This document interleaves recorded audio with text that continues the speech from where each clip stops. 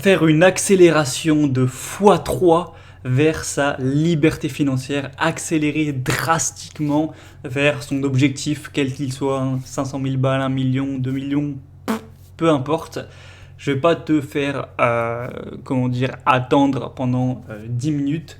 Ce truc-là, on en a parlé dans l'email la semaine dernière, c'est de monter son business, c'est de monter son affaire.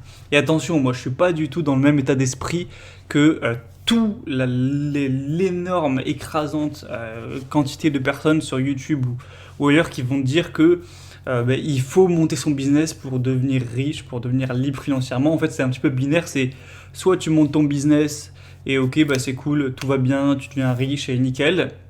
Et si tu réussis pas, si tu n'as pas ton business, et tant pis, tu as les gagnants et les perdants. Pour moi, c'est pas la même chose. Je conçois pas les choses comme ça. Pour moi, tout le monde qui fait les bonnes choses, qui travaille, même en étant salarié ou fonctionnaire, mais qui, par contre, investit son argent, investit en bourse, gère bien son argent, dépense peu ou en tout cas a un gros capital d'investissement ou en tout cas un minimum de capital d'investissement chaque mois, sans faire de business, sans réussir, sans devenir célèbre ou je sais pas quoi, il peut devenir riche. Seulement, ce sera évidemment plus lent que quelqu'un qui a monté son business. Donc pour moi, au lieu de dire ouais, si tu montes ton business, tu deviens riche, et si tu montes pas ton business, tu deviens pas riche, c'est des conneries. Pour moi, si tu es salarié, forcément, en général, tu vas pas gagner des milliers et des cents. Donc, comme je l'ai dit, tu peux atteindre ta liberté financière lentement. Donc, en 10 ans, si vraiment tu te débrouilles bien, si tu gagnes assez bien, que tu mets beaucoup en bourse, que tu fais des bons investissements, ou alors si tu es plus lent, 15 ans, et si tu es encore plus lent, que tu as fait ça vraiment, on va dire, tranquillou, sans trop te fouler, 20 ans. Mais voilà, je pense pour ceux qui sont chauds, ça peut mettre 10-15 ans. Allez, on va dire 15 ans pour pas trop vendre du rêve. Ce qui pour moi n'est pas décourageant parce que 15 ans, c'est pas toute ta vie. En tout cas, si tu es jeune, il y en a, ils commencent à travailler, ils ont parfois même pas 18 ans. Donc bref, quelqu'un qui commencerait à 18 ans, 15 ans, il a 15, il a 33 ans. Ça m'a pris pas mal de temps pour faire plus 15. Ouais, c'est ça, il a 33 ans. Ça va largement être libre financièrement. Et j'ai pas dit avoir 10 millions, j'ai dit être libre financièrement, donc c'est à partir d'environ 500 000 euros. Donc à 33 ans, c'est quand même bien bénef. Mais il faut se réveiller tôt, il faut commencer tôt. Et bravo à tous ceux qui ont commencé et commencent tôt. Alors que du coup, l'autre côté de la balance, donc si tu arrives à faire ton business, c'est pas, comme j'ai dit, où soit tu réussis, soit tu réussis pas, c'est juste que tu vas réussir, mais plus rapidement. Si tu as un business, alors ça a vraiment aucun sens de donner un chiffre parce que les business, ça peut avoir rien à voir. T'en as, ils vont gagner des millions, t'en as, ils vont avoir un business, mais ils vont gagner moins qu'un salarié. Faut pas croire que tous les entrepreneurs, c'est des riches. Il y en a, ils ont un business, mais ils gagnent 500 balles par mois. Ou alors, il y en a, ils ont un business, ils gagnent simplement 1800 euros par mois. En fait, comme un salarié, juste, ils ont leurs propres termes, leurs propres règles, etc. Mais du coup, si tu as un business, oui, tu vas accélérer. Peut-être qu'au lieu de mettre 15 ans, tu vas mettre 10 ans. Tu vas même peut-être mettre 5 ans si tu as un business qui se développe assez rapidement. Mais c'est pas non plus une pilule magique. Et c'est pas, tu as un business, allez, paf, c'est bon, hop, t'es millionnaire. C'est des conneries. Moi, j'ai mon business qui fonctionne. Attention, pas depuis que j'ai commencé à essayer, mais qui fonctionne depuis début 2020. Donc ça fait quoi? Ça fait 2 ans et demi réellement que je fais du bénéfice chaque mois. Et oui, ça a été un boost de fou, on va pas se mentir. Comme j'ai dit, ça m'aura permis, enfin si ça continue comme ça, que tout se passe bien, ça va me permettre d'atteindre ma liberté financière. Ça m'aura pris, du coup, j'ai commencé vers 18 ans, ça m'aura peut-être pris, je sais pas, 10 ans, même peut-être un petit peu moins, ça dépend vraiment comment ça va évoluer. Alors que si j'avais pas eu ce business, effectivement, ça m'aurait pris plutôt 15 ans. Donc en gros, ça m'aura juste accéléré. Voilà, en gros, c'est juste un boost. Et tu sais quoi, je vais imager ça très clairement avec ce que je vais te mettre sur ton écran, enfin, que je vais partager mon écran, voilà, à l'image. C'est comme les boosts dans Mario Kart en fait. Si t'es pas business, que voilà, mais t'as une bonne situation, il y en a, ils ont pas de business, mais ils ont une situation parfois bien meilleure que la plupart des businessmen. T'en as, ils ont un bon emploi, ils gagnent parfois des milliers d'euros, ils gagnent parfois 2000, 3000, 4000 euros et plus. Ils arrivent à dépenser très peu et du coup, tu as des salariés qui vont investir 4 000 € par mois. Je vais pas dire il y en a plein, mais il y en a. Et du coup, même en étant salarié, ils vont avancer vite. Enfin bref, il y en a aussi qui vont avancer plus lentement. Et du coup, en général, faire un business, c'est pas que soit ça te permet ou pas d'atteindre la liberté financière, c'est juste que ça te booste. Voilà, t'accélère. Point barre. Pour moi, c'est comme ça que je le vois.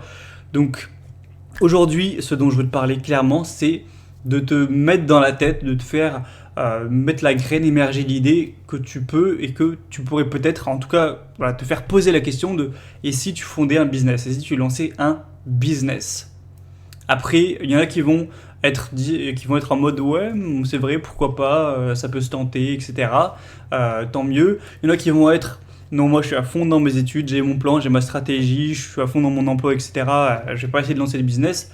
Et il n'y a pas de bon ou mauvais choix. Si tu as vraiment une stratégie que tu es bien dans tes études, etc. Par exemple, quelqu'un qui fait des études vraiment qui sait qu'ils vont lui rapporter gros, qu'il a déjà son plan et tout, il va pas se faire chier peut-être à faire du business à côté, tant que ça respecte sa stratégie et que ça respecte sa deadline, c'est bon.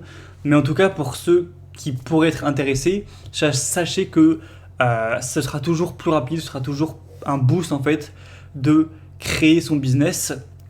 Et j'aimerais répondre à une question. Enfin, une réflexion que les gens ont. Je voulais le faire dans une seconde vidéo, mais allez, on va le faire aujourd'hui. Allez, je suis chaud là. C'est quand tu parles aux gens, voilà, et si tu crées ton business, pourquoi tu créerais pas ton business, ton affaire, ton entreprise? Il y a en tout cas beaucoup de gens, j'espère que c'est pas ton cas, qui vont avoir ce réflexe de se dire ouais, mais j'ai pas d'idée. Ah, mais il faudrait que je trouve une idée, voilà. Ça, c'est une connerie. Pourquoi c'est une connerie? Parce que, en fait, il y en a, ils confondent lancer un business avec être inventeur. Je te dis pas d'inventer un service ou un produit qui n'existe pas. Voilà, ça, c'est vraiment une très petite minorité des business. Un business, c'est juste apporter de la valeur. T'as pas besoin d'inventer quelque chose de nouveau. Par exemple, imagine, il y a 3 restaurants de burgers dans ton village ou dans ta ville, ton quartier.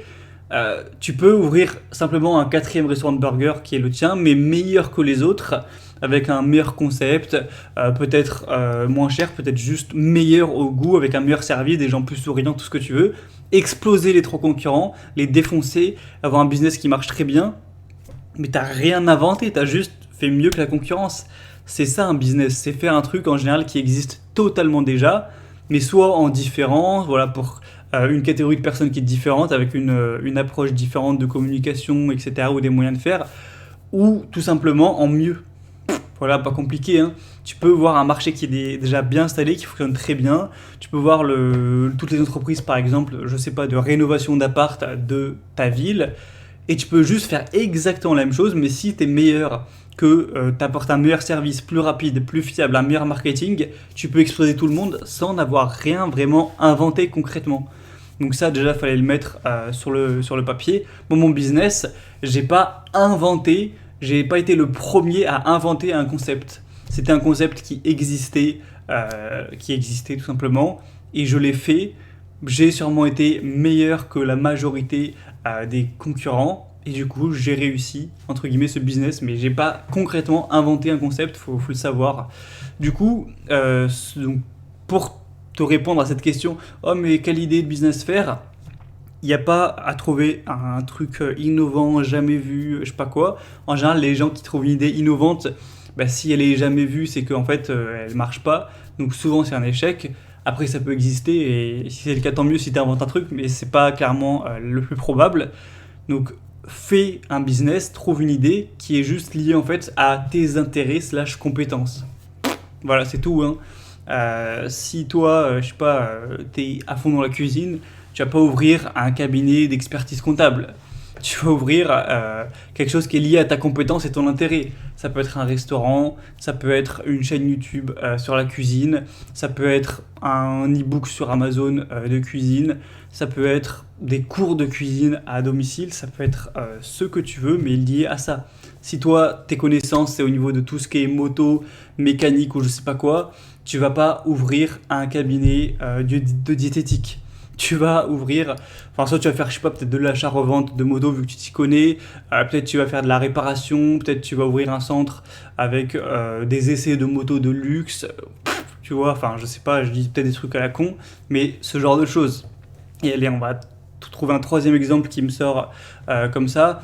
Si toi, tes intérêts ou tes compétences, c'est par exemple au niveau, je sais pas, des vêtements, de la mode, tu vas pas ouvrir... qu'est-ce que tu vas pas ouvrir? Tu vas pas ouvrir une usine qui fait des produits ménagers pour nettoyer le sol. Tu vas faire... Bon, une marque de vêtements, ça franchement, je te conseille pas, ça doit être tellement dur, mais pourquoi pas. Tu vas faire une marque de vêtements, tu vas offrir un service de relooking pour les gens dans ta ville, par exemple. Tu vas peut-être faire des conseils de mode via un site internet, avec un compte Instagram, j'en sais rien. Et tu vas faire un truc qui est lié à ton intérêt là où tu es plus fort que les autres. Parce qu'en fait, c'est juste que c'est pas interdit, hein, le mec qui s'intéresse à la mode qui veut faire une entreprise d'usine de produits ménagers. Pourquoi pas, il a le droit. Juste, si tu te lances sur un truc où t'as aucun intérêt en plus des autres, t'as aucune compétence en plus des autres, t'as aucune intelligence en plus des autres, t'as aucune énergie en plus des autres, pourquoi tu réussirais? Si t'es comme les autres, voire même en dessous, tu vas pas réussir en fait.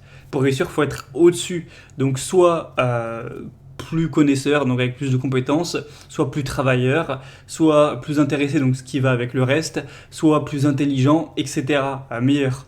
Donc lance-toi dans une idée de business en théorie qui existe déjà, mais juste là où tu peux être meilleur que la concurrence.